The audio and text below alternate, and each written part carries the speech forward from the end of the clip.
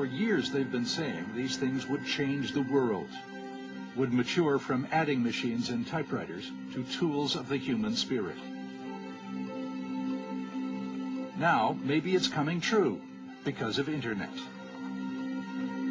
Internet is a growing grid of independent computer networks interlaced. It's evolved from a U.S. military bulletin board in the 1970s to a worldwide computer switchboard.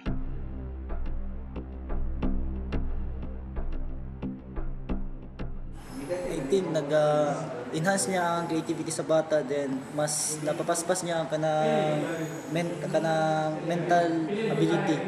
Dagan mo makuha na information about many things about sa internet, like kanang saan yung pagkuha ng mga solutions sa problems, tapos kung tayo kanang mga wala pa dyan na mga discover ng mga information kana balik dili pa nimo wala pa dyan na kanang bago lang sa mo ng mga information ba balik paano mo matunan maghatag ang teacher o kanang project ana tapos mag-research o gamit ako ang internet para makakuha more information sana kanang sana mga dili nimo makita sa dictionary kanang murag lisod ng tao so nag-research ko dito sa internet mga website na makatabang yun. Makatabang na siya, usually kanang nami project, mag-surf lang ko kanang kung mangita sa mga information sa ano po, kanang mag-chat sa laing lugar. For example, sa kong mama, kay layo man siya.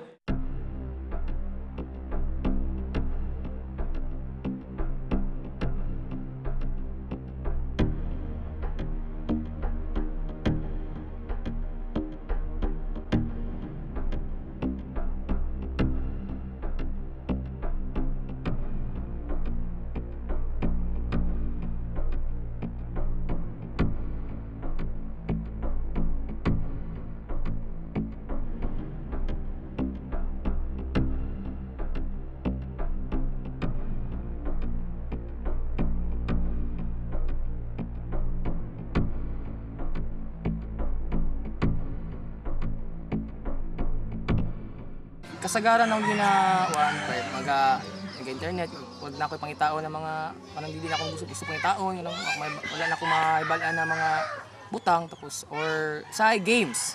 Number 1 na games good.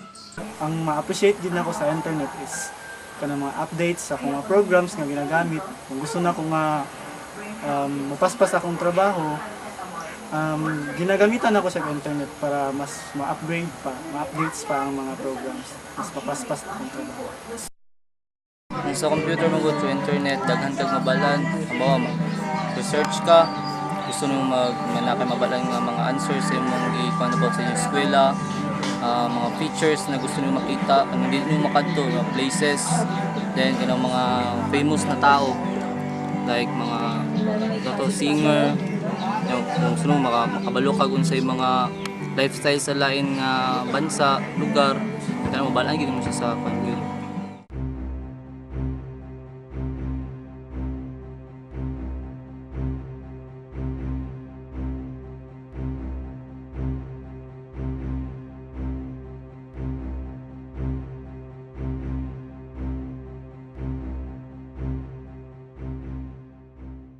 Dili ka katulog pero kapoy mo lawas. Instead na nakaibuhaton na lain, katoy mong buhaton. Tapos, sa example, before sa exam, magdula mi instead na mag-study. Then, instead na musulod, magdula. Magsakit imong ulo, magsakit imong mata, then pati imong kamot magsakit. Kay, sige kag pislit-pislit. Tusahay kay, dili na ako musulod kay malingaw na mag-internet. So labi si katong computer, especially yung mata, for me, baga, to radiation, mangguna siya. Sensitive part mo muna siya sunugon sa radiation, baga, then maabot na sa mong mata.